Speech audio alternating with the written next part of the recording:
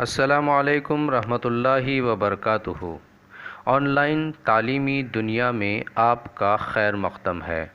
میں محمد احتشام الاسلام نشتر آپ کی تعلیمی رہنمائی ایجوکیشنل گائیڈنس کے لیے آپ کی خدمت میں حاضر ہوں۔ کمپوزٹ اردو تعارف اردو چھٹی جماعت کے تدریسی سلسلے کی یہ پہلی کڑی ہے اور آج ہم پڑھیں گے حمد۔ اس حمد کے شاعر ہیں حفیظ جالندھری۔ پہلی بات سے ہم اپنے اس سبق کا اس نظم کا آغاز کرتے ہیں۔ دنیا کی تمام چیزیں اللہ تعالیٰ نے بنائی ہیں۔ دیکھیے، اللہ رب العزت ہی ہے جو دنیا کی تمام چیزوں کا خالق ہے، کریٹر ہے۔ اس نے دنیا کی تمام چیزیں بنائی ہیں، اس بات پر ہمارا ایمان ہے۔ یہ چیزیں انسان کو فائدہ پہنچاتی ہیں، چونکہ اللہ رب العزت نے ہم انسانوں کو اشرف بنایا، نوبل بنایا اور ہمارے فائدے کے لیے یہ تمام چیزیں بنائی ہیں، اس لیے یہ ہمیں فائدہ پہنچاتی ہے، ہمیں بینیفٹ پہنچاتی ہے۔ چاہے وہ جنگل ہو یا دریا، بارش ہو یا ہوا، جانور ہو یا بیل بوٹے۔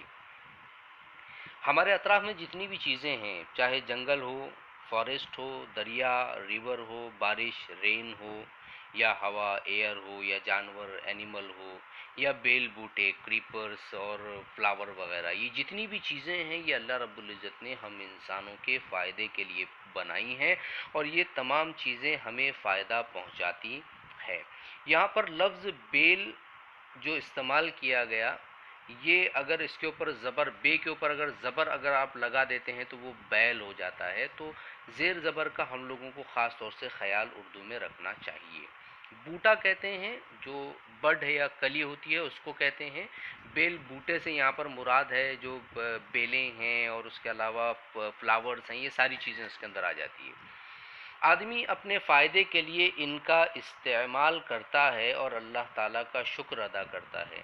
دیکھیے، اپنے فائدے کے لیے ہم اللہ کی نعمتوں کا استعمال تو کرتے ہیں، لیکن ہم کو اللہ کا شکر بھی ادا کرنا چاہیے، کیونکہ اللہ رب العزت اپنے شکر کرنے والے بندوں کو زیادہ پسند کرتا ہے اور ساتھ ہی وہ نعمتوں میں اضافہ کر دیتا ہے یا نعمتیں بڑھا دیتا ہے۔ شکر کرنے والے بندوں کو نعمتیں اور بڑھا دیتا ہے۔ اللہ تعالیٰ کی تعریف میں کہی گئی نظم کو حمد کہتے ہیں۔ یہاں پر یہ جو حمد ہم پڑھ رہے ہیں، تو یہ چونکہ اللہ کی تعریف میں کہی گئی نظم ہے، پوئم ہے، اس لیے اس کو ہم حمد کہتے ہیں۔ آئیے نظم کا آغاز کرتے ہیں، شروعات کرتے ہیں۔ شاعر کہتا ہے کہ اے دو جہاں کے والی، اے گلشنوں کے مالی، ہر چیز سے ہے ظاہر حکمت تیری نرالی۔ یہ سلسلہ جہاں کا، دنیا کے گلستاں کا، پھولوں بھری زمیں کا، تاروں کا آسماں کا، سارا ہے کام تیرا، پیارا ہے نام تیرا۔ یہ جو پہلا بند ہے اس نظم کا، اس نظم کے پہلے بند، پہلے اسٹینزا میں شاعر کہتا ہے کہ اے دو جہاں کے والی۔ دو جہاں سے مراد دنیا اور آخرت، مطلب جو ہمارا ایمان ہے کہ ہم اس دنیا کے اندر رہتے ہیں، لیکن یہ دنیا ہماری پرماننٹ جگہ نہیں ہے۔ ہم اس زندگی گزارنے کے بعد میں ہمیں موت آئے گی اور ہمارا ٹرانسفر ہوگا، ہمارا انتقال ہوگا، اور دوسرا جہاں پر اللہ رب العزت جنت اور دوزخ کا فیصلہ کرے گا ہمارے اعمال کی بنیاد پر۔ تو یہاں پر شاعر نے اللہ رب العزت کو دونوں جہاں کا والی یا مالک بتایا ہے۔ اللہ رب العزت دونوں جہان کا مالک ہے۔ اے دو جہاں کے والی، اے گلشنوں کے مالی۔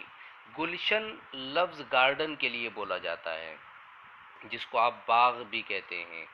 گلشن، باغ، گارڈن یا گلستاں یا اور بھی الفاظ بولے جاتے ہیں۔ تو شاعر نے کہا کہ اے گلشنوں کے مالی، یہاں پر جمع کا لفظ استعمال کیا گیا ہے، گلشنوں، یعنی بہت سارے جتنے بھی گارڈن ہے اس دنیا کے اندر پھیلے ہوئے، تو اللہ رب العزت اس کا مالی ہے، اس کا گارڈنر ہے۔ ان گارڈنوں میں یا ان گارڈنز میں اللہ رب العزت جو پودے ہیں ان کو اگاتا ہے، ان پودوں میں پھول کھلاتا ہے، ان پھولوں کے اندر اسمیل، خوشبو، فریگرنس جو ہے وہ اس کو پیدا کرتا ہے۔ تو اللہ رب العزت کو شاعر نے یہاں پر گلشنوں کا مالی کہا ہے۔ مالی کہتے ہیں گارڈنر کو۔ ہر چیز سے ہے ظاہر حکمت تیری نرالی۔ شاعر کہتا ہے کہ اے اللہ رب العزت، ہر چیز سے، ایوری تھنگس ایوری تھنگ، اس دنیا کے اندر جتنی چیزیں ہم دیکھتے ہیں ہر چیز سے تیری حکمت نرالی ظاہر ہوتی ہے۔ حکمت کہتے ہیں وزڈم کو، یہاں پر مراد اللہ رب العزت کی فنکاری، کریٹیوٹی، اللہ کا آرٹ، اللہ کا فن، یہ جو ہے اللہ کا نرالا، انوکھا، اندیکھا، جس کو ہم نے کبھی دیکھا نہیں ہے وہ دکھائی دیتا ہے۔ جیسے اب آپ دیکھیے گا کہ جو فلاور ہے، کتنے ٹائپس ہے فلاورز کے، الگ الگ ٹائپس ہے، الگ الگ شیڈ ہے، الگ الگ کلر ہے، الگ الگ فریگرنس ہے، خوشبو ہے، تو یہ اللہ ہی کی نرالی حکمت ہے جو ہم کو دیکھنے کو ملتا ہے، اور ہم اس کی خوشبو سے محظوظ ہوتے ہیں یا فائدہ اٹھاتے ہیں، لطف اٹھاتے ہیں۔ یہاں پر والی، مالی اور نرالی یہ سیم ساؤنڈ والے الفاظ ہیں، اس کو آپ انگلش میں رائمنگ ورڈ کہتے ہیں اور اسے اردو میں قافیہ کہا جاتا ہے۔ اب اس کے بعد میں شاعر کہتا ہے کہ یہ سلسلہ جہاں کا، سلسلہ کہتے ہیں سیریز یا کنٹینیویشن۔ جیسے آپ دیکھیے گا کہ حضرت آدم علیہ السلام پہلے انسان تھے، پھر اس کے بعد میں ان کی اولادیں، پھر ان کی اولادیں، جو انسان ہے وہ پیدا ہوتا ہے، پیدا ہونے کے بعد زندگی گزارتا ہے، پھر وہ مر جاتا ہے، اس کی اولادیں آتی ہے، وہ اپنی زندگی گزارتی ہے، مطلب یہ جو دنیا کا سلسلہ ہے یہ چل رہا ہے۔ شاعر کہتا ہے کہ یہ سلسلہ جہاں کا، دنیا کے گلستاں کا، یہ جو دنیا ہے یہ گلستاں کی مانند ہے، یہ گارڈن کی مانند ہے، یہ اس کا جو سلسلہ ہے یہ چل رہا ہے۔ باغ یا چمن بھی اردو میں اس کو کہتے ہیں، گلستاں کو، گلشن، چمن، باغ، یہ سلسلہ جہاں کا، دنیا کے گلستاں کا، پھولوں بھری زمیں کا، تاروں کا آسماں کا۔ اس دنیا کے اندر ہم اگر اپنے اطراف میں، اپنے اراؤنڈ میں اگر غور کریں، دھیان دیں، تو بہت ساری چیزیں نظر آتی ہے، جس کے اندر ہم یہاں پر جو تذکرہ کیا گیا ہے، باغ ہے، پھول ہے، فلاورز ہے، تو شاعر کہتا ہے کہ یہ سلسلہ جہاں کا، دنیا کے گلستاں کا، یعنی یہ جو دنیا کا گلستاں چل رہا ہے، پھولوں بھری زمیں کا۔ آپ دیکھیے گا جو زمین ہے، جو لینڈ ہے، جب بارش ہوتی ہے تو ہری بھری ہو جاتی ہے، پھر ان میں سے، ان پلانٹ میں سے پھول نکلتے ہیں، پھر اس کے بعد میں موسم، سیزن چینج ہوتا ہے، پھر یہ سوکھ جاتے ہیں، پھر اس کے بعد میں سمر سیزن آتا ہے، اس کے اندر آپ کو کچھ بھی زمین پہ دکھائی نہیں دیتا، پھر بارش ہوتی ہے۔ تو یہ جو پھولوں بھری زمین ہے، اس کا بنانے والا بھی اللہ رب العزت ہے۔ یہ جو سلسلہ ہے، یہ تاروں کا، آسماں کا، مطلب جو تاروں بھرا آسمان ہم کو دکھائی دیتا ہے، رات میں اندھیرا چھا جاتا ہے، آسمان میں تارے بکھر بکھر جاتے ہیں، اور پھر صبح میں پھر یہ تارے غائب ہو جاتے ہیں۔ تو یہ جو سلسلہ ہے، تاروں بھری، پھولوں بھری زمیں کا، تاروں کا، آسماں کا، یہ سب کس کی کریٹیوٹی ہے، یہ سب کس کا آرٹ ہے، کس کی فنکاری ہے، کس کی کلاکاری ہے؟ شاعر کہتا ہے کہ سارا ہے کام تیرا، پیارا ہے نام تیرا۔ اے اللہ رب العزت، میں نے جتنی چیزیں یہاں پر گنوائی ہیں، یہ ساری کی ساری چیزیں تیرا ہی آرٹ ہے، تیری ہی کلا ہے، تیرا ہی کام ہے۔ شاعر کہتا ہے کہ سارا ہے کام تیرا، پیارا ہے نام تیرا۔ پھر اس کے بعد میں اگلے بند میں، اگلے سٹینزا میں شاعر کہتا ہے کہ تو نے ہمیں بنایا اور سوچنا سکھایا، ہر شے میں ہم نے دیکھا تیرے کرم کا سایہ۔ اب یہاں پر شاعر اللہ، انسان کے اوپر جو اللہ نے کرم کیا ہے، جو بلیسنگ کی ہے، اس کے تعلق سے کہہ رہا ہے کہ اللہ رب العزت، تو نے ہمیں بنایا ہے، تو ہمارا کریٹر ہے، ہمارا خالق ہے، تو نے ہمیں بنایا اور سوچنا سکھایا۔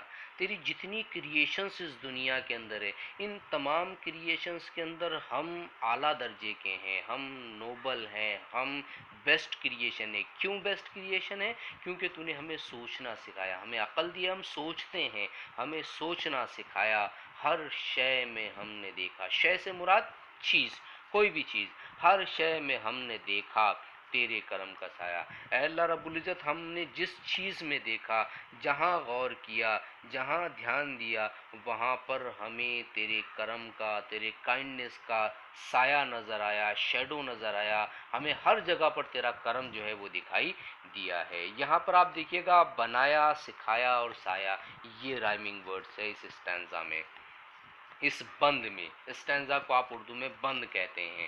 اگلے بند میں شاعر کہتا ہے کہ انسان بھی ہے تیرے، حیوان بھی ہے تیرے۔ اب یہاں پر مینشن کیا کہ اللہ رب العزت نے کیا کیا بنایا ہے، کون کون سی چیزیں اللہ کی ہے۔ تو کہتا ہے کہ انسان بھی ہے تیرے، مطلب جتنی آل ہیومن بینگ اللہ رب العزت کی کریشن ہے، اللہ کے بندے ہیں، اللہ ہی نے بنایا ہے، انسان بھی ہیں تیرے، حیوان بھی ہے تیرے۔ حیوان سے مراد اینیمل، حیوان بھی ہے تیرے مطلب اینیملز کو بھی تو نے بنایا، تو ہی ہے اینیمل کا کریٹر ہے، تو ہی جانوروں کا کریٹر ہے یا بنانے والا ہے یا خالق ہے۔ جاندار بھی ہے تیرے، بے جان بھی ہے تیرے۔ شاعر کہتا ہے کہ اللہ رب العزت جاندار، لیونگ تھنگس، جاندار لیونگ تھنگس، اے اللہ رب العزت جاندار یعنی جتنے زندہ ہے، چاہے وہ اینیملس ہو، چاہے وہ برڈس ہو، چاہے وہ ہیومن بینگ ہو، چاہے انسان جانور، ساری چیزیں جاندار جو ہے وہ سارے تیرے ہیں، پلانٹس بھی تیرے ہیں، بے جان بھی ہے تیرے۔ پہاڑ ہے، پتھر ہے، پیڑ ہے، یہ جتنی چیزیں جو بے جان چیزوں کی کیٹیگری کے اندر آتی ہے، نان لیونگ تھنگ، بے جان مطلب نان لیونگ تھنگ، بے جان چیزوں کے اندر تمام چیزیں آ جاتی ہیں، تو بے جان بھی ہے تیرے، مطلب تو سب کا خالق ہے، جاندار کا بھی، بے جان کا بھی، انسان کا بھی، حیوان کا بھی۔ اخیر کے اندر شاعر کہتا ہے ہر ایک غلام تیرا، پیارا ہے نام تیرا۔ اب یہ جو اوپر کا اسٹینزہ ہم نے پڑھے ہیں، انسان بھی ہے تیرے، جاندار حیوان بھی ہے تیرے، جاندار بھی ہے تیرے، بے جان بھی ہے تیرے، اس کے اندر آپ دیکھیے گا انسان، حیوان، بے جان، یہ تینوں جو ہے یہ قافیے ہیں، اس کو آپ رائمنگ ورڈز کہتے ہیں، اور ہیں تیرے یہ ردیف ہے۔ تو انسان، شاعر کہتا ہے ہر ایک غلام تیرا، پیارا ہے نام تیرا۔ اے اللہ رب العزت، ہم انہیں دنیا کے اندر جتنی چیزیں ہیں، تو اکیلا مالک ہے، باقی سب تیرے غلام ہیں، تیری کریشن ہے، ہر ایک غلام تیرا، پیارا ہے نام تیرا۔ واقعی اللہ رب العزت تیرا نام پیارا ہے، اور ہمیں بھی چاہیے کہ ہم اللہ کے اس پیارے نام کو اپنے دل میں محفوظ رکھیں، اللہ کی یاد کرتے رہیں، اور اللہ کی اس بنائی ہوئی اس خوبصورت دنیا پر غور کرتے رہیں، اور اللہ کی عبادت کرتے رہیں۔ ناظرین، اسی طرح کی آن لائن تعلیمی ویڈیو، ایجوکیشنل ویڈیوز کے لیے ہمارے اس چینل کو سبسکرائب کیجیے اور بیل آئیکن کو دبا دیجیے تاکہ آنے والی تمام ویڈیو آپ کو وقت پر مل سکیں۔ ملتے ہیں اگلے اسی طرح کے تعلیمی ویڈیو میں، تب تک اپنا خیال رکھیے گا، گھر پر رہیے گا، محفوظ رہیے گا۔ السلام علیکم رحمۃ اللہ وبرکاتہ۔